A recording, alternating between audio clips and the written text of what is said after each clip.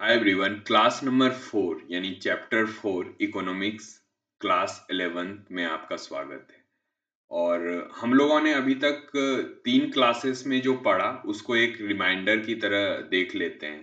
तो सबसे पहले हमने इंडियन इकोनॉमी को आज़ादी से पहले के लिए पढ़ा, यानी 1947 के पहले जब ब्रिटिश यहाँ रूल कर रहे थे तो उस समय इंडियन इकोनॉमी की क्या स्थिति थी उसके बारे में पढ़ा। हमने अगले चैप्टर में 1950 से लेकर 1990 तक क्या स्थिति थी हमारे इकोनॉमी की उसके बारे में पढ़ा। और उसके बाद हमने कैसे लिबरलाइजेशन प्राइवेटाइजेशन को रिफॉर्म किया अपने इकोनॉमी में उसको पढ़ा। तो अभी तक हम लोग पढ़ चुके हैं कि हम लोग आज़ादी के बाद से लगातार इंडियन इकोनॉमी को अच्छा बनाने यानी बेहतर और बड़ा बनाने की कोशिश के लिए काम करते रहे। तो अब जो अगला स्टेप है वो पढ़ना है हमें human capital formation in India. क्योंकि जब आप किसी देश में इंडस्ट्रियलाइजेशन कर चुके होते हैं, प्राइवेटाइजेशन कर चुके होते हैं, तो उसमें काम करने के लिए आपको स्किलफुल लोगों की जरूरत होती है। स्किलफुल लोगों की जरूरत से मेरा मतलब है कि अगर किसी भी ऐसे इंसान को आप किसी फैक्ट्री में डाल दोगे जिसको मशीन की जानकारी नहीं है, जिसे ये नहीं पता है कि मशीन कैसे चलता है, सामान कैसे प्रोड्यूस होगा, तो इससे आपको क्या इम्पैक्ट पड़ेगा कि वो उस मशीन को चला ही नहीं पाएगा और वो आउटकम दे ही नहीं पाएगा। तो इसके लिए स्किलफुल लेबर की हमें जरूरत थी। तो स्किलफुल लेबर कौन होता है? मान लो आपने मशीन चलाने वाले को रख लिया, तो मशीन जब खराब होगा आपका, क्योंकि टेक्निकल चीज है, अगर वो खराब होगा तो उसको ठीक कौन करेगा? तो उसके लिए इंजीनियर्स की जरूरत थी। और अगर आपके कंपनी में लेबर्स हैं और उनका तबीयत खराब हो जाता है या कुछ वैसी घटना हो जाती है, तो फिर उनके स्वास्थ्य का ध्यान कौन रखेगा? तो डॉक्टर्स रखेंगे। तो इसके लिए जरूरी था कि इंडस्ट्रियलाइजेशन में हम स्किलफुल लेबर को प्रोड्यूस करें, यानी ऐसे वुमेन को प्रोड्यूस करें जिसमें स्किल हो। वो इंजीनियर्स हो सकते हैं, वो डॉक्टर्स हो सकते हैं, वो जो भी काम कर रहे हैं उसकी जानकारी उसे होनी चाहिए थी। तो उसी स्टेप में हम लोग इस चैप्टर को पढ़ेंगे, human capital formation in India. ये कैसे हुआ, किन किन स्टेप्स के थ्रू हुआ, और भी इसके बारे में जानकारियां लेंगे। तो इस चैप्टर को जब आप गौर से देखोगे तो इसमें हम 5 भाग में इसको डिवाइड करते हैं। पहला है इंट्रोडक्शन, दूसरा है सोर्सेस, तीसरा है human capital and human development, चौथा है एजुकेशन सेक्टर इन इंडिया, और पांचवा है फ्यूचर प्रोस्पेक्ट। यानी हम ह्यूमन कैपिटल के पूरे जर्नी को इस चैप्टर में 5 भाग में डिवाइड करके पढ़ेंगे। चलते हैं नेक्स्ट स्लाइड पे। Human life start with a body, and when we add skill with human through education, training, and through another activity, then human body turn into human capital, because a skilled man can do that work and participate in GDP of country and generate capital. तो हम लोग human capital को समझते हैं। Human एक capital की तरह काम कब करता है? आप सोचो, आप एक मात्र शरीर हो, आपको कोई भी काम करना नहीं आता है, तो आप ह्यूमन कैपिटल नहीं हो सकते, क्योंकि आप बस शरीर भर हो। आप खाना खा रहे हो, आप सांस ले रहे हो, बस इतना भर हो।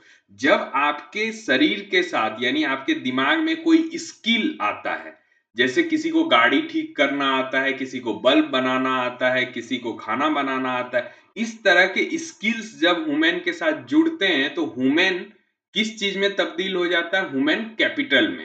ह्यूमन एक कैपिटल की तरह हो जाता है, क्योंकि वो कुछ काम करने योग्य बन जाता है। और वो काम करने योग्य कब बनता है और किसके थ्रू बनता है? तो उसके लिए उसे एजुकेशन की जरूरत होती है, ट्रेनिंग की जरूरत होती है, और भी अदर एक्टिविटीज है जिनसे हम उसमें स्किल को बढ़ते हैं। चलते हैं नेक्स्ट स्लाइड पे। Introduction, what is human capital and physical capital. Physical capital और ह्यूमन कैपिटल में क्या अंतर है वो इस स्लाइड के द्वारा दिखाया गया है। Suppose a person start a new business and invest RS 60 lakh as follow. मान लिया जाए कि एक पर्सन ने एक बिजनेस स्टार्ट किया और 60 लाख रुपए का उसका इन्वेस्टमेंट है। तो बिल्डिंग में उसने 50 लाख लगाया, 8 लाख के उसने मशीन्स खरीदे और एम्प्लॉय को ट्रेनिंग देने में 2 लाख खर्च किया। तो ये कुल मिलाकर, जैसे बिल्डिंग उसने 50 लाख का बनाया, तो what is capital of business? अगर हम इस बिजनेस का कैपिटल देखेंगे, it is amount invested into business to produce goods and services. तो इन तीनों को मिलाना पड़ेगा हमें। जो खर्च हमने बिल्डिंग में किया, जो खर्च हमने मशीन्स खरीदने में किया, और जो खर्च हमने एम्प्लॉई को ट्रेन करने में किया, इन तीनों कैपिटल को जब हम मिला देंगे तो ये पूरे बिजनेस का पूरा कैपिटल बनेगा। अब इस कैपिटल में फिजिकल कैपिटल कौन सा है? It is invested in tangible state which can seen it 50 to 8। आप देखो, जो भी इसमें बिल्डिंग्स हैं या फिर मैशनरीज हैं जो टेंजेबल हैं, ठीक है, जैसे जो इंसान के अलावा है, स्किल तो हमारे दिमाग में है, ठीक है, और जो फिजिकली दिख रहा है, फिजिकली क्या क्या दिख रहा है? फिजिकली बिल्डिंग्स दिख रहा है, फिजिकली मशीन्स दिख रहा है, लेकिन ह्यूमन के दिमाग में स्किल है। तो जो जो चीज फिजिकली दिख रहा है, यानी बिल्डिंग और मशीन, ये हो जाएगा फिजिकल कैपिटल। और ह्यूमन कैपिटल क्या होगा? It is stock of skill, जो स्किल उसको सिखाया गया, जिससे वो ह्यूमन ह्यूमन कैपिटल में तब्दील हो गया, उसको ह्यूमन कैपिटल बोलेंगे। तो इस तरह से समझेंगे कि 58 लैक्स हमारा फिजिकल कैपिटल में गया, और 2 लाख जो ट्रेनिंग हमने ह्यूमन को ह्यूमन कैपिटल बनाने में दी, उसमें वो 2 लाख गया। तो टोटल मिला के हमारा 60 लाख का ये इन्वेस्टमेंट हुआ। Other differences human capital and physical capital. अब फिजिकल कैपिटल और ह्यूमन कैपिटल के बीच अंतर को हम लोग देखेंगे। Physical capital completely mobile, can be transferred from one place to another. Physical capital को हम लोग ट्रांसफर कर सकते हैं एक जगह से दूसरे जगह। सेपरेट फ्रॉम ऑनर, ऑनर से भी सेपरेट कर सकते हैं, जैसे मशीन्स हुआ, पर्सन ओइंग मशीन डिफरेंट। डिप्री अब डिप्रिसिएट मोर, अब ये सबसे इंपॉर्टेंट पॉइंट है।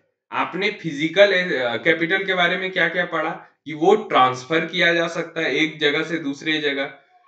सेपरेबल फ्रॉम ऑनर, ऑनर से अलग कर दिया जा सकता है, उसे बेचकर या किसी दूसरे को देकर। डिप्रिसिएट मोर, वो डिप्रिसिएट करता है। जैसे आपने नया बिल्डिंग बनाया, उसमें आपको 50 लाख का खर्च हुआ है, तो आप अगले ही दिन उस बिल्डिंग को बेचने जाओगे तो कोई भी 50 लाख नहीं देगा, क्योंकि वो अब डिप्रिसिएट हो चुका है। 1 साल बाद बेचने जाओगे तो और कम कॉस्ट पे वो बिल्डिंग बेचेगा। जमीन की मैं बात नहीं कर रहा हूं, बिल्डिंग्स की बात कर रहा हूं। तो मशीन्स में भी उसी तरह होगा। मशीन आप मान लो आज 8 लाख में खरीदा है आपने, तो वो कल आपसे कोई 8 लाख में नहीं लेगा। मतलब दूसरे दिन, तीसरे दिन या साल अगर हो जाएगा तो वो डिप्रिसिएट करेगा, उसकी वैल्यू कम होते जाएगी टाइम के साथ।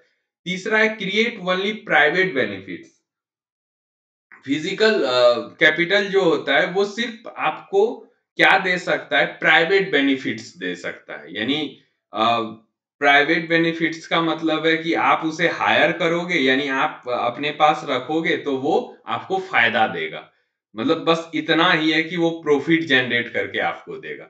ह्यूमन कैपिटल क्या क्या है? Not completely mobile, restrict on movement of people. ये मोबाइल नहीं है कि एक जगह से उठाया दूसरे जगह रख दिया। आप ये किसी आदमी के साथ नहीं कर सकते। आदमी का जो स्किल है उसके दिमाग में रहता है, तो जब भी आदमी मूव करेगा तभी उसके साथ वो स्किल मूव करेगा। डन। तो ये बेसिक डिफरेंस है फिजिकल कैपिटल में और ह्यूमन कैपिटल में। Inseparable from owner, knowledge and person having knowledge same. अब इसको आप कैसे अलग करोगे? कोई स्किल अगर डाल दिया गया है किसी के अंदर, तो उसको सेपरेट नहीं कर सकते ना, वो आदमी के साथ ही रहेगा, आप उसको अलग नहीं कर सकते। डिप्रिसिएट लेस, ये डिप्रिसिएट नहीं करेगा। जितना नॉलेज आज आपको है, आप अगर उस पर ट्रेनिंग करते हो, रेगुलर प्रैक्टिस करते हो, तो वो कम नहीं होगा। तो यहाँ सबसे बड़ा अंतर है कि फिजिकल कैपिटल जो आपका है वो डिप्रिसिएट करता है, और हमारा जो मेंटल कैपिटल है यानी ह्यूमन कैपिटल, वो डिप्रिसिएट नहीं करता है। Both private and social benefit, इसका दोनों बेनिफिट है, एक प्राइवेट भी और एक सोशल भी। तो प्राइवेट बेनिफिट क्या है और सोशल बेनिफिट क्या है? प्राइवेट तो एक तो आपको ये अर्न करके देगा, मैं समझाता हूं कैसे अर्न करके देगा। मान लो आप इंजीनियर बने, यानी आप में कुछ ऐसा स्किल है जो आम लोगों में नहीं है। आपको एसी ठीक करना आता है, आपको बाइक ठीक करना आता है, आपको चीजें आती है, यानी ये आपके पास स्किल है, तो इससे आप प्रॉफिट अर्न कर सकते हो। और आप में अगर अच्छे वक्ता की स्किल है और लोगों को मोटिवेट कर सकते हो, तो वो एक सोशल बेनिफिट है कि आप सोशली कुछ बदलाव ला सकते हो। तो फिजिकल कैपिटल और ह्यूमन कैपिटल में ये बेसिक डिफरेंस हमने देखा।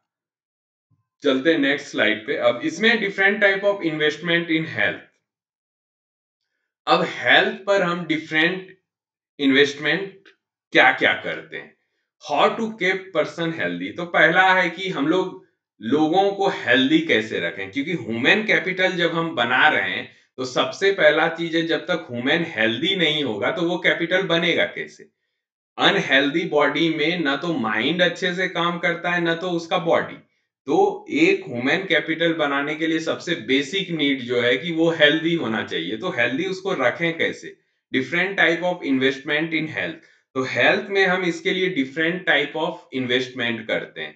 इन्वेस्टमेंट इन सोशल मेडिसिन, तो सोशल मेडिसिन जो है उसमें इन्वेस्टमेंट करते हैं ताकि जब भी वो बीमार हो या उसके बॉडी में किसी चीज की डिफिशियंसी हो तो वो उसे देकर ओवरकम किया जाए और उसे हेल्दी बनाया जाए।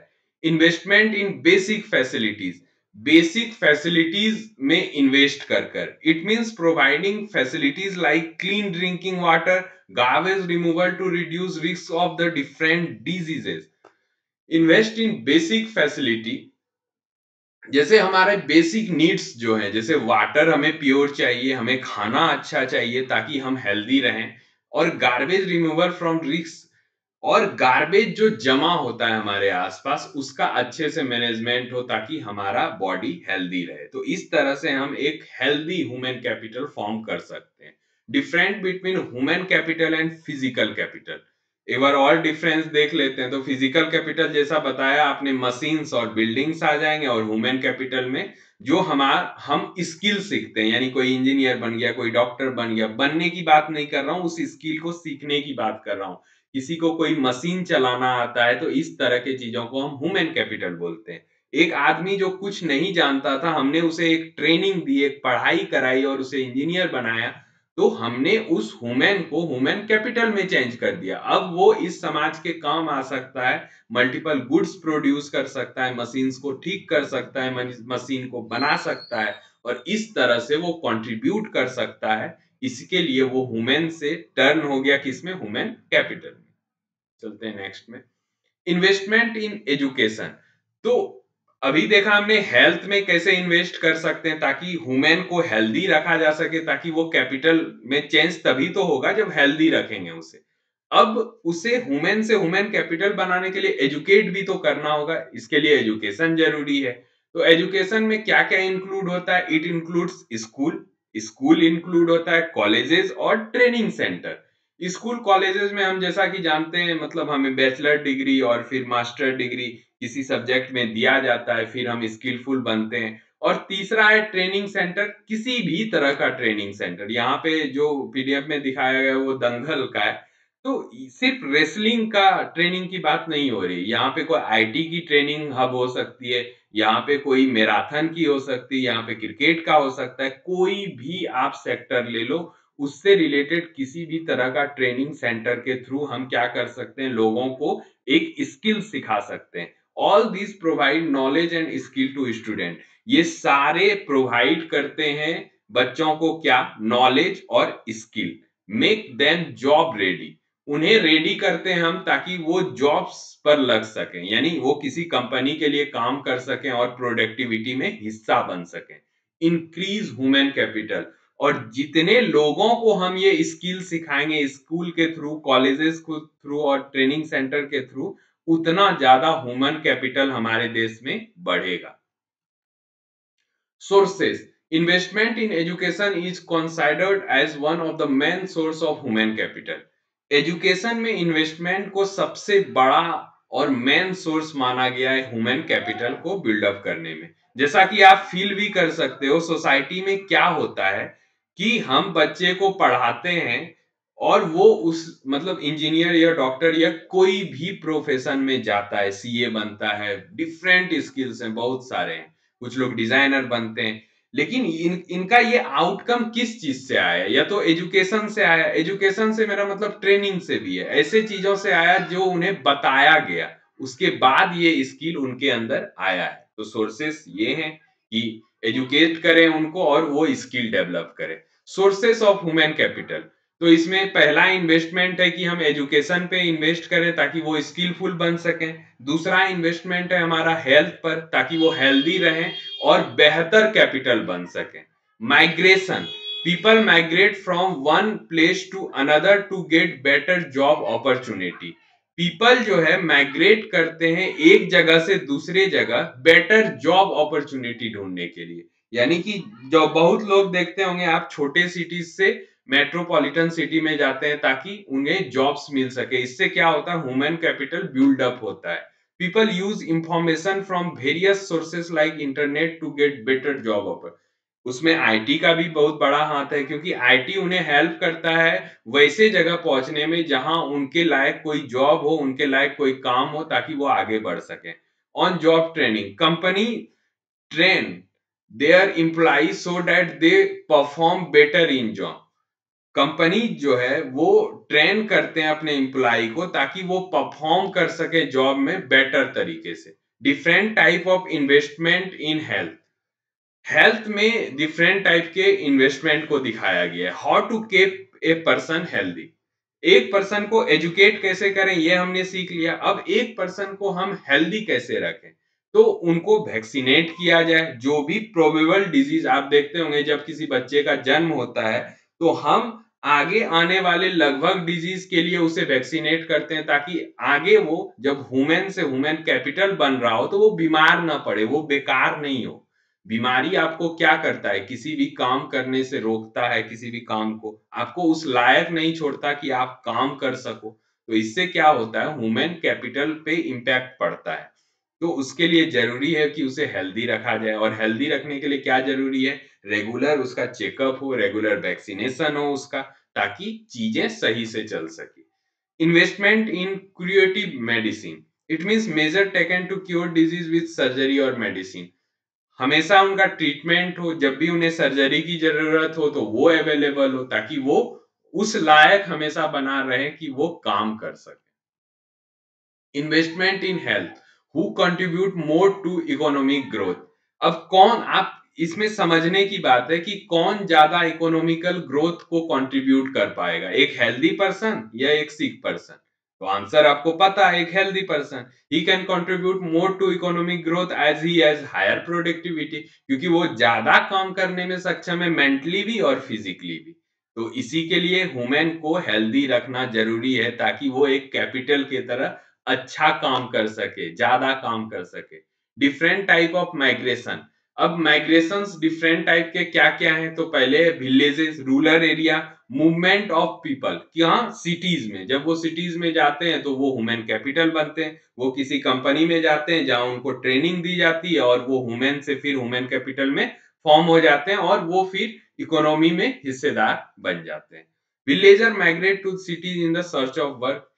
अब एक्सटर्नल माइग्रेशन, एक्सटर्नल माइग्रेशन क्या है? जैसे इंडिया से बहुत सारे लोग देखते होंगे यूएसए जाते हैं। यूएसए क्यों जाते हैं? क्योंकि उन्हें लगता है वहां बेटर अपॉर्चुनिटी है, वहां काम करने का और बेहतर जगह है, प्लेटफॉर्म है, और उन्हें लगता है वहां ज्यादा अर्निंग वो कर सकते हैं इसके लिए। लेकिन वो जब जाते हैं तो वो वहां और ज्यादा स्किलफुल बनते हैं, तो इससे वो और बेहतर ह्यूमन कैपिटल बनकर उभरते हैं और इकोनॉमी में हिस्सेदार बनते हैं।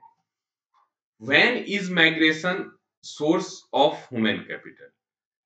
माइग्रेशन कब सोर्स बन जाता है ह्यूमन कैपिटल का, उसका ये पूरा डिटेल्ड है।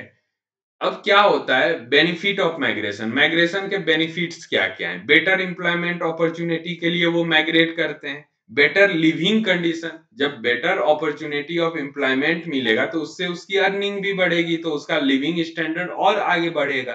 कॉस्ट ऑफ माइग्रेशन, अब इसके लिए हमें चुकाना क्या क्या पड़ता है?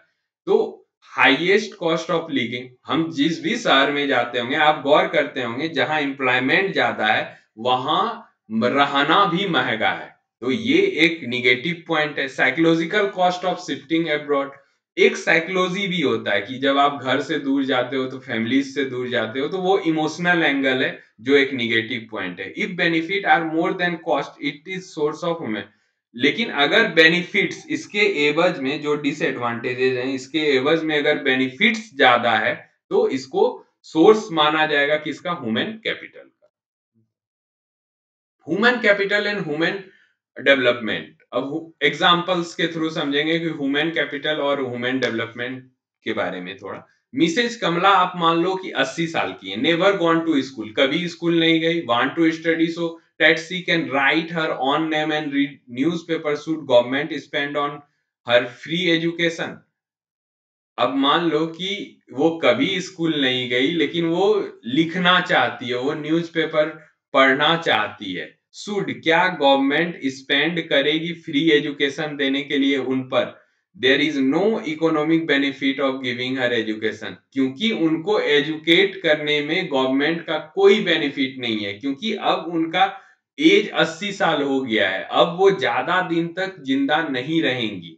तो उनको एजुकेट करने से गवर्नमेंट को कोई फायदा नहीं है और इकोनॉमिकल बेनिफिट भी नहीं है, क्योंकि उनको स्किलफुल बना के हम करेंगे क्या, क्योंकि अब वो काम करने की स्थिति में नहीं है। Yes, she will able to read and write, it will improve her life. लेकिन अगर वो पढ़ लिख लेंगी खुद से बिना गवर्नमेंट हेल्प से, तो वो इस काबिल बन पाएंगे कि खुद के लाइफ को इंप्रूव कर सके। Human capital, it is skill and knowledge which provide economical value. Human capital क्या है? एक स्किल है, नॉलेज है जो एक ह्यूमन को दिया जाता है जिससे वो इकोनॉमिकल वैल्यू ऐड कर सके। ह्यूमन डेवलपमेंट क्या है? It is a process of improving life of people without considering. Human development और ह्यूमन कैपिटल के बीच अंतर बताता हूं। ह्यूमन कैपिटल उसको बोलेंगे कि किसी ह्यूमन में आपने कोई स्किल डाला और उस स्किल का यूज करके आप इकोनॉमिकली कोई काम कर रहे हो। आपने लड़के को पढ़ा लिखा के इंजीनियर बनाया, जॉब पे लगाया, इससे क्या इकोनॉमी को फायदा हुआ? वो कुछ नया सामान बनाएगा, किसी कंपनी के लिए काम करेगा। यहां उसका सेल्फ इंप्रूवमेंट की कोई बात नहीं है। ये हो गया ह्यूमन कैपिटल। और ह्यूमन डेवलपमेंट का मतलब है कि आपको किसी के पास जॉब नहीं करना है, लेकिन आप अगर खुद के इंप्रूवमेंट के लिए कुछ पढ़ रहे हो, सोच रहे हो कुछ नया हम जाने, कुछ नया खोजें, अपने लाइफ को रोजमर्रा इंप्रूव करें, तो उसे ह्यूमन डेवलपमेंट बोलेंगे। क्योंकि वो इकोनॉमी में किसी भी तरह से कंट्रीब्यूट नहीं कर रहा है, इसके लिए वो ह्यूमन डेवलपमेंट हो जाएगा। तो ये अंतर हमने सीख लिया ह्यूमन कैपिटल और ह्यूमन डेवलपमेंट में। अब चलते हैं human capital and human development का एक और स्लाइड है।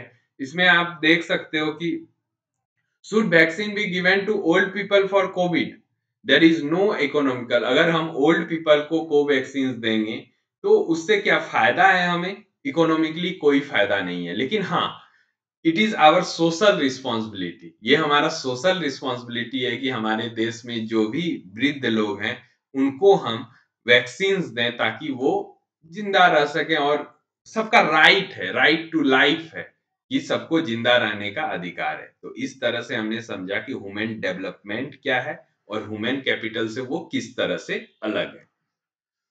Relation between human capital and human development, इन दोनों के बीच रिलेशन क्या है?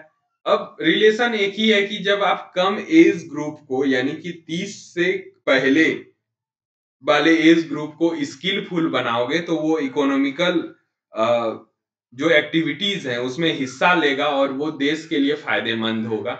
लेकिन अगर आप किसी ओल्ड एज को पढ़ा रहे हो तो वो आप सोशल रिस्पॉन्सिबिलिटी निभा रहे हो, उससे आपका इकोनॉमिकली कोई फायदा नहीं है। तो ये बेसिक रिलेशन है दोनों के बीच। तो but both there are human development. लेकिन आप देखोगे वृद्ध आदमी को जब आप एजुकेट और कुछ और कर रहे हो तो वो ह्यूमन डेवलपमेंट हो रहा है। और जब आप किसी यंग एज को एजुकेट स्किलफुल बना रहे हो ताकि वो कुछ काम कर सके, तो यहाँ ह्यूमन डेवलपमेंट के साथ साथ जॉब क्रिएशंस भी हो रहा है और एम्प्लॉयमेंट भी आगे बढ़ रहा है और प्रोडक्टिविटी भी बढ़ रहा है। तो इन दोनों में कॉमन क्या है? इन दोनों में कॉमन ये है कि ह्यूमन डेवलपमेंट दोनों जगह हो रहा है। Investment in human capital leads to human development. जब ह्यूमन कैपिटल पे हम इन्वेस्ट करते हैं तो वो ह्यूमन डेवलपमेंट की तरफ भी जाता है। Human capital means more school, colleges, hospital for working population young, तो वो better skillful, health of people improve होगा, improvement in life of people, उसका लाइफ इंप्रूव होगा, will lead to human development, और ये खुद ही ह्यूमन डेवलपमेंट की तरफ चला जाएगा। Different type of governments in India. अब हम देखेंगे कि आज तक जो भी गवर्नमेंट्स आई हैं उसमें डिफरेंट टाइप्स क्या होती हैं, आई नहीं है। हमारा जो गवर्नमेंट स्ट्रक्चर है वो किन धड़ाओं पे बांटा हुआ है, मतलब कितने तरह के गवर्नमेंट्स हमारे देश में होते हैं। तो पहला तो एक होता है सेंट्रल गवर्नमेंट, जो देश के पीएम होते हैं, उसके हेड और लीडर्स उनके साथ जो होते हैं, जिनको हम लोकसभा बोलते हैं। एक होता है स्टेट गवर्नमेंट, जहां जो चीफ मिनिस्टर्स हेड होते हैं और उनके लीडर्स होते हैं। तो राज्यों में चीफ मिनिस्टर हुए और देश के क्या हुए, पीएम हुए। तो सेंट्रल गवर्नमेंट एक हो गया जो पूरे देश पर राज करती है, स्टेट गवर्नमेंट स्टेट पर राज करती है, और म्युनिसिपैलिटी मतलब उनके अंदर, स्टेट गवर्नमेंट के अंदर काफी सारे नगर निगम होते हैं। ठीक है, तो ये तीन स्ट्रक्चर हैं जो गवर्नमेंट जिसके थ्रू ये देश रूल होता है। There are jurisdiction over whole of India. Central government का jurisdiction पूरे इंडिया पे है। They have jurisdiction over particular state. जैसे स्टेट गवर्नमेंट है, उनका jurisdiction पूरा स्टेट पर है। They have jurisdiction over local areas, और जो नगर निगम है यानी म्युनिसिपैलिटी है, वो उनका जो jurisdiction है वो लोकल एरियाज पर है। तो ये तीन स्ट्रक्चर में हमारा गवर्नमेंट इस देश में काम करता है। Education sector in India, private and government sector. अब हम देखेंगे कि एजुकेशन सेक्टर जो इंडिया में है वो प्राइवेट और गवर्नमेंट सेक्टर में कैसे डिवाइडेड है। तो पहला है कि प्राइवेट प्रोवाइडर जो है वो प्राइवेट स्कूल्स और प्राइवेट कॉलेजेस, यानी कुछ बहुत सारे स्कूल हैं जो प्राइवेट्स हैं और बहुत सारे कॉलेजेस भी जो हैं वो प्राइवेट्स हैं। और दूसरा एजुकेशन देने का माध्यम क्या है, गवर्नमेंट प्रोवाइडर। गवर्नमेंट प्रोवाइडर में कौन कौन आता है, तो केंद्रीय स्कूल आ जाता है, स्टेट गवर्नमेंट स्कूल आता है, म्युनिसिपैलिटी स्कूल आता है, सेंट्रल गवर्नमेंट कॉलेजेस आता है, स्टेट गवर्नमेंट कॉलेजेस आता है। तो एजुकेट करने के लिए दो सेंटर्स हैं, हेल्दी रखने के लिए भी दो सेंटर्स हैं, एक गवर्नमेंट का चलाया हुआ है और दूसरा प्राइवेट सेक्टर है। Different primary education spending in different area of India. Different type के प्राइमरी एजुकेशन पे जो खर्च होता है different type areas of India, India के डिफरेंट एरियाज में, उसका डिटेल हम लोग जान लेते हैं। In some state higher spending on education पर स्टूडेंट। कुछ स्टेट्स में हम देखते हैं कि गवर्नमेंट ज्यादा खर्च करती है पर स्टूडेंट पर। जैसे एग्जांपल है हिमाचल प्रदेश में 34,651 पर पर्सन पे खर्च होता है हमारा एजुकेशन के लिए, लेकिन बिहार पर यही अमाउंट 4,088 पर पर्सन होता है। तो क्या है, जिस राज्य में एजुकेशन पे ज्यादा खर्च होगा वहां अपॉर्चुनिटीज ज्यादा होंगी, लिटरेसी रेट भी ज्यादा होगा, और जिस राज्य में एजुकेशन पे कम खर्च होगा वहां लिटरेसी भी कम होगी और अपॉर्चुनिटीज भी कम होगी। जैसा हमें दिखता है कि कितना कम अपॉर्चुनिटीज हमारे बिहार में है और सब स्टेट के कंपेयर में। Which government handle education and health in India. कौन सी गवर्नमेंट जो है, which government handle education education और हेल्थ को इंडिया में कंट्रोल करती है। Different type of government in India. तो different type of government India में कौन कौन सी है, central government, state government, municipal government. They make law on area such as defence, foreign affair, health, education. Central government क्या करती है कि दे मेक लॉ, वो लॉ बनाती है किन किन एरियाज में, तो डिफेंस में, फॉरेन अफेयर्स में और हेल्थ एजुकेशन में। स्टेट गवर्नमेंट किन किन चीजों में लॉ बनाती है, तो पुलिस उनके पास है, एग्रीकल्चर उनके पास है और हेल्थ एजुकेशन में।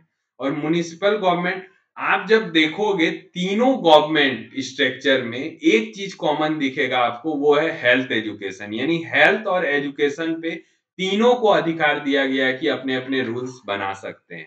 Health and education are handled by all three government simultaneously. वो साथ में तीनों गवर्नमेंट रूल्स उसके लिए बनाते हैं। ये इतना इंपॉर्टेंट है क्योंकि इसी से हमारा ह्यूमन कैपिटल बनेगा और हम ज्यादा ग्रो कर पाएंगे। Benefits of education. एजुकेशन के बेनिफिट्स देख लीजिए। इलिटरेट पर्सन हमेशा मैनुअल वर्क करेगा, उसको सोसाइटी में रिस्पेक्ट कम मिलेगा और उसके डिसीजन मेकिंग सही नहीं होंगे। वो किसी भी उम्र में शादी कर लेगा, किसी भी उम्र में बच्चे कर लेगा, कितने भी बच्चे कर लेगा। लेकिन लिटरेट पर्सन क्या करेगा, मतलब कम ज्यादा ऑटोमेटिक वर्क करेगा, मशीन्स का यूज करेगा, ज्यादा सैलरी पाएगा, ज्यादा रिस्पेक्ट पाएगा सोसाइटी में और वो बेहतर चॉइसेस बना पाएगा लाइफ में कि उसे करना क्या है, वो डिसीजन मेकिंग अच्छा कर पाएगा। Higher education pyramid in India, India's education system is in the form of pyramid. आप जब इंडिया के एजुकेशन पूरे फॉर्म को देखोगे तो वो पिरामिड की तरह है।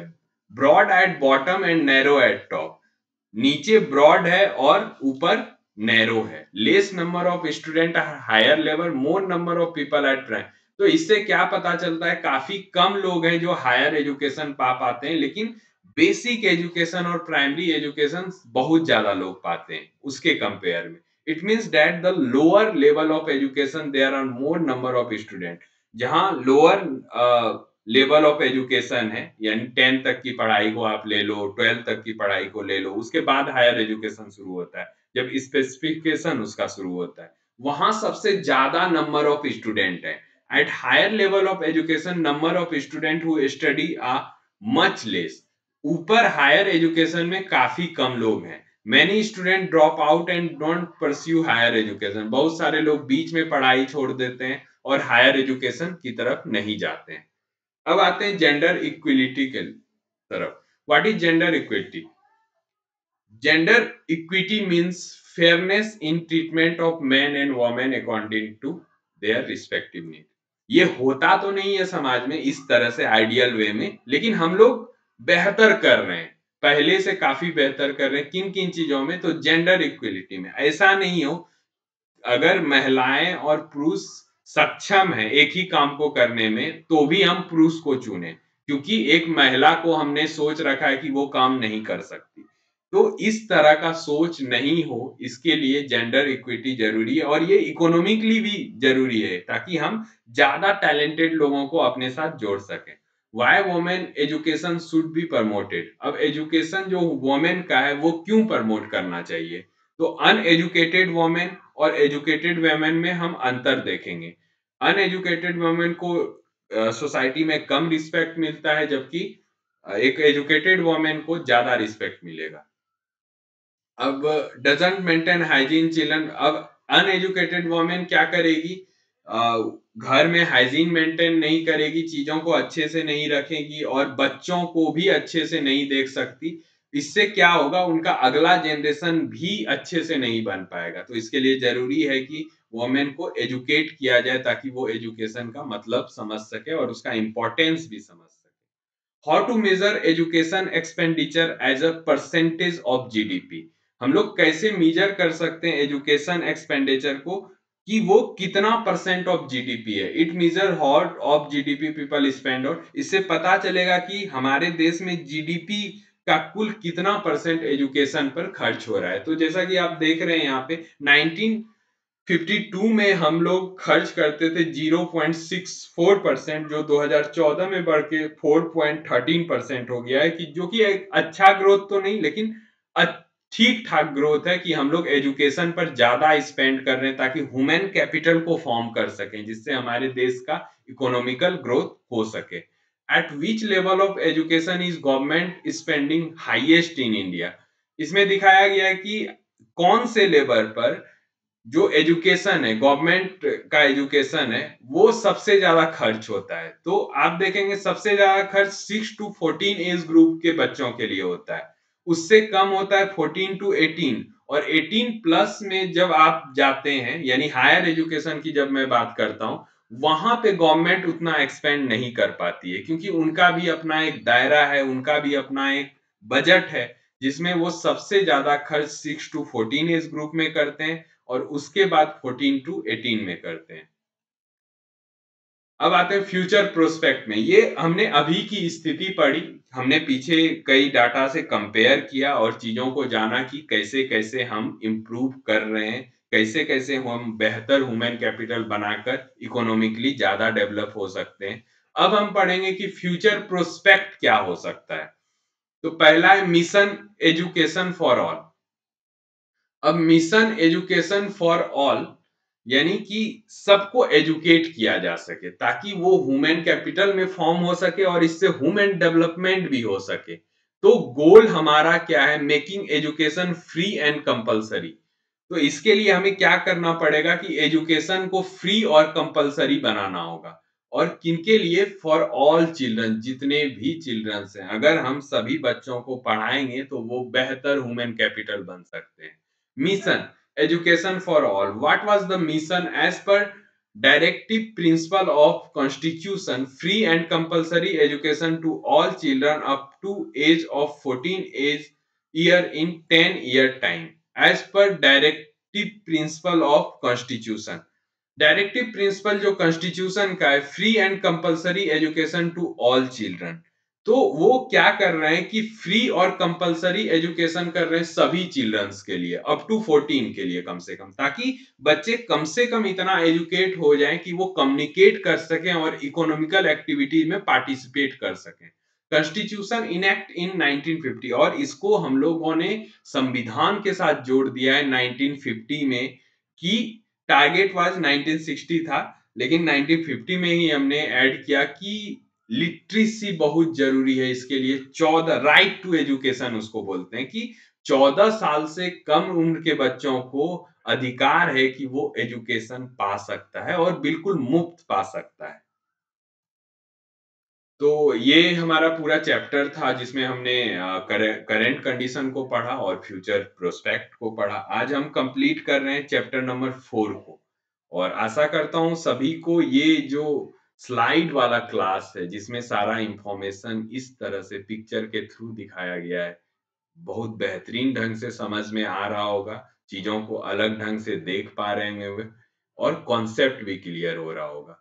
तो चलते हैं, मैं बता देता हूं कि ये पीडीएफ को आप कहां से डाउनलोड कर सकते हो। फ्री, बिल्कुल फ्री उपलब्ध है ये। और इस पीडीएफ का फायदा क्या है? इस पीडीएफ का एक ही फायदा है और बड़ा फायदा ये है कि जब आप इस चैप्टर को कंप्लीटली पढ़ लोगे और कभी रिवीजन का होगा कि क्योंकि रिवीजन के बिना आपको वो याद ही नहीं रहेगा, तो आप सिर्फ इस 10-20 स्लाइड को स्क्रॉल डाउन करके सिर्फ अगर पीडीएफ के स्लाइड्स को गौर से देख लोगे तो सारा कॉन्सेप्ट दिमाग में फिर से छप जाएगा।